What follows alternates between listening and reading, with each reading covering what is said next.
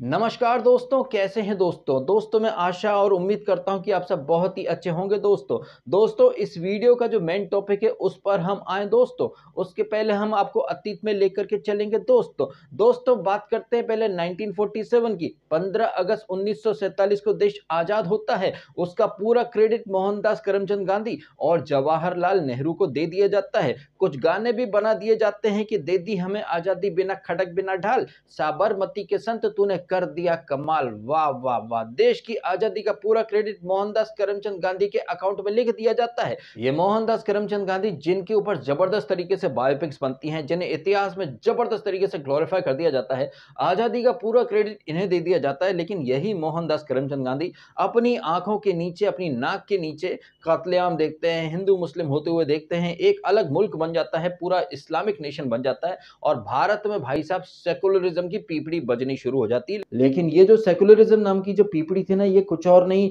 हिंदुओं को बेवकूफ बनाने की निंजा टेक्निक थी। हिंदुओं को बोलना शुरू कर दिया गया कि हम दो, हमारे दो। मुसलमानों को बोल दिया गया भाई 4 लेके आओ, पैदा करो 70, किसी के हाथ में ईंट, किसी के हाथ में पत्थर। यही नहीं, मुसलमानों को भर भर के प्रिविलेज दे दिए गए भाई, हज पर जाने के लिए सब्सिडी, वही हिंदुओं से जबरदस्ती में टैक्स वगैरह।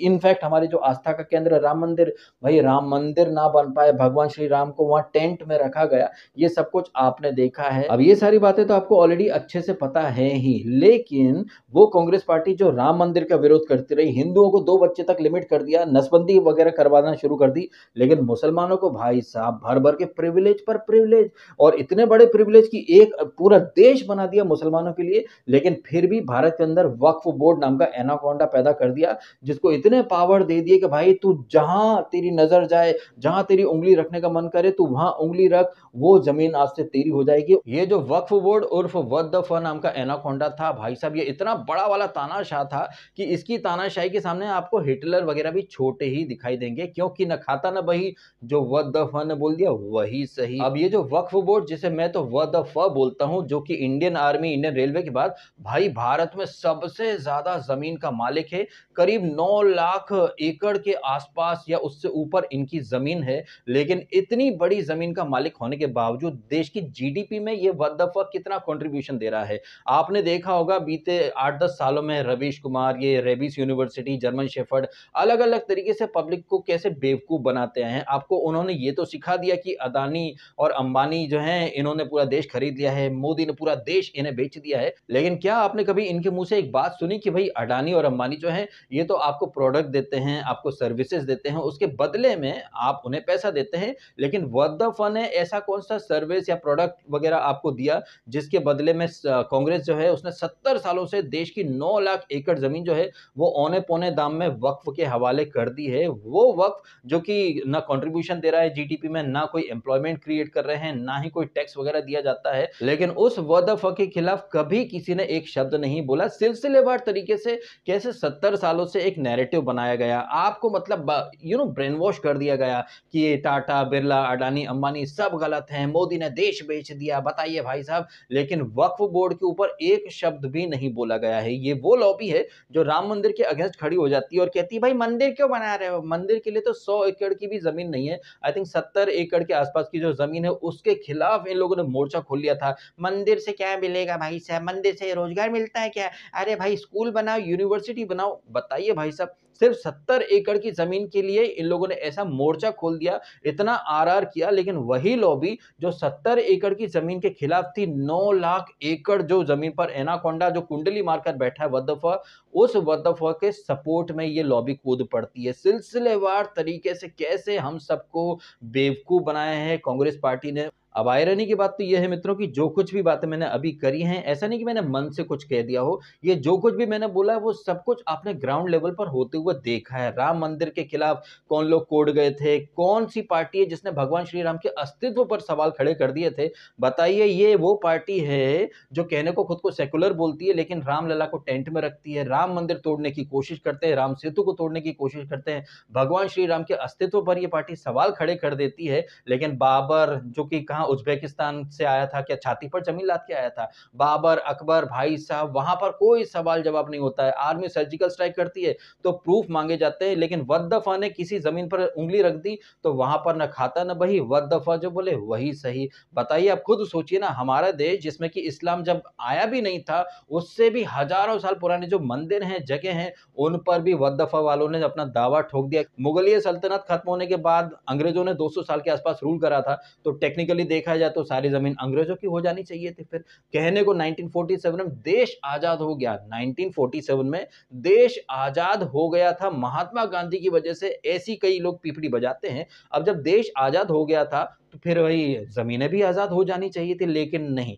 बात तो सही है। लेकिन नहीं भाई साहब, वो तमाम लोग जो कि दूसरों को बहुत ज्ञान देते हैं कि दैट्स व्हाई एजुकेशन मैटर्स, दूसरों को गोदी मीडिया बोलेंगे, दूसरों को अंधभक्त बोलेंगे, लेकिन खुद इतने अंधे हैं कि आज भी 17वीं शताब्दी में जी रहे हैं। आज भी जो मुगलों की जो औलादें हैं, वो मुगल काल से आगे बढ़ना ही नहीं चाहती हैं। हमारा भारत देश जो कि हज़ारों साल पुरानी संस्कृति को आज भी पूजता है, उस संस्कृति का मज़ाक उड़वा रहे हैं कुछ 1000-1500 साल पहले आए लोग। कैसे मतलब हमारे देश पर कब्ज़ा करने की एक नियत लेकर के चल रहे हैं, और इन लोगों की जो नियत है उसे भांप नहीं पाया so called father of the nation. अब ये सारी बातें देखकर आपको अब भी समझ में नहीं आ रहा है कि कैसे 47 में बंटवारा एक अलग नेशन बन जाता, पूरा इस्लामिक नेशन। उसके बाद भारत में वक्फ बोर्ड की क्या जरूरत थी, भारत में 370 की क्या जरूरत थी? ये सारी बातें कुछ और नहीं, हिंदुओं के साथ जो कांग्रेस ने धोखा किया है उसका जीता जागता सबूत है। दोनों हाथों में भारत के मुस्लिम्स को लड्डू दे दिए, एक अलग नेशन बना दिया इस्लामिक नेशन के नाम से, और भारत में सेकुलरिज्म संभालने की जिम्मेदारी सिर्फ हिंदुओं के हाथ में दे दी गई है। भारत का जितना भी मुस्लिम समुदाय है वो बिल्कुल भी सेकुलर नहीं है। वो बातें करेंगे संविधान संविधान की, लेकिन अल्टीमेटली फॉलो वही करेंगे जो उनकी होली किताब में लिखा हुआ है, या जो उन्हें उनके मौलाना या कठमुल्ले जो समझा देते हैं कि भैया मूर्ति पूजा नहीं करना है, होली पर रंग नहीं खेलना। रंग बना सकते हैं लेकिन रंग खेल नहीं सकते हैं भाई साहब। वाह, क्या दोगलापन है भाई साहब। और ये जो वक्फ बोर्ड को जो लोग सपोर्ट कर रहे हैं वो कितने दोगले हैं ये तो आप समझ ही सकते हैं। राम मंदिर का विरोध करेंगे, वहां बोलेंगे कि भाई स्कूल बनाओ, यूनिवर्सिटी बनाओ, लेकिन कभी वक्फ बोर्ड वालों से नहीं बोलेंगे कि भाई आप जीडीपी में क्या कंट्रीब्यूशन करते हो। राम मंदिर जो है वो तो भाई करोड़ों का टैक्स जमा कर रहा है सरकार के पास, लेकिन वक्फ बोर्ड ने कितना टैक्स जमा करा है? टैक्स क्या,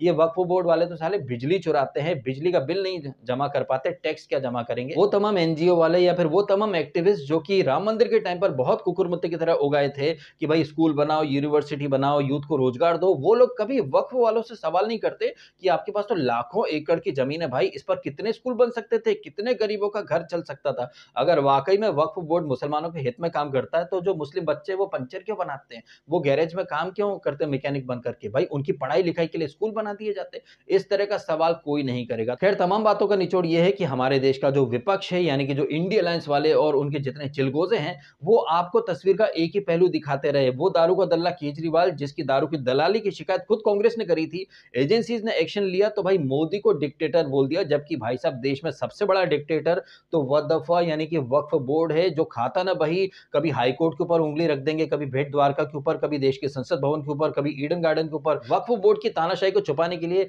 कैसे ये लोग अडानी अंबानी को बार बार टारगेट करते रहे, मोदी को डिक्टेटर बोलते रहे, जबकि हकीकत में डिक्टेटर तो भाई वक्फ बोर्ड, जो बगैर किसी प्रूफ के आपके घर में घुसकर आपकी जमीन पर कब्जा कर सकता है, बट आप उसके खिलाफ कोई एक्शन नहीं ले सकते थे। ऐसे वक्फ बोर्ड का अंतिम संस्कार करा है मोदी सरकार ने, तो देश में छुपे हुए जितने भी आईएसआईएस और पाकिस्तान के स्लीपर सेल्स हैं, उन सब के गुर्दे छिल गए हैं, और ये अपने छिले हुए गुर्दे भर भर के दिखा रहे हैं, सुप्रीम कोर्ट जा रहे हैं। ये सारी चीजें देख करके आप समझ सकते हैं कि हमारे देश के अंदर कितने सारे गद्दार छुपे बैठे हैं। सेकुलरिज्म की आड़ में कैसे पिछले 70 सालों से कांग्रेस ने देश को धोखा दिया है, देश के हिंदुओं को धोखा दिया है। लेकिन जैसे कि एक बात कही जाती है कि झूठ जो है बड़ी तेजी से फैल जाता है, बट सच को कितना भी दबाओ, कितना भी उसको छुपा करके रखो, एक न एक दिन तो सच बाहर आ ही जाता है। तो आपके सामने जो सच आया है, बीते 70 सालों में कैसे कांग्रेस ने हिंदुओं को धोखे में रखा है, हिंदुओं के साथ हमेशा छल और कपट और भेदभाव वाला व्यवहार किया है, ये सच आप सबके सामने आ चुका है। और इस वीडियो में कही गई बातों से अगर आप रिलेट कर सकते हैं, एक एक वर्ड से अगर आप रिलेट कर सकते हैं, सहमत हैं,